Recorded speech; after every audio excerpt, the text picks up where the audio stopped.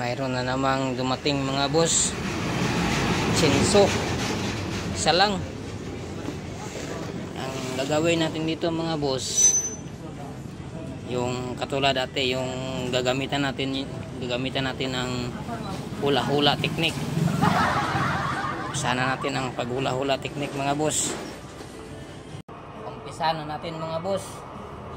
Unang gagawin mo, yung kamay mo, lagay mo dito. Ganyan.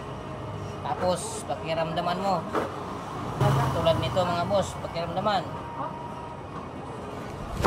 Emotional damage! Yan. Alam ko na kung anong sira mga boss. Sasabihin natin sa customer kung anong sira, alam ko na. Busing, may lagnat tong chinso mo. Maglaga ka ng bayabas at ipaliguan mo to ng bayabas para okay na. Yun lang, diba? Napaka basic lang. Alright.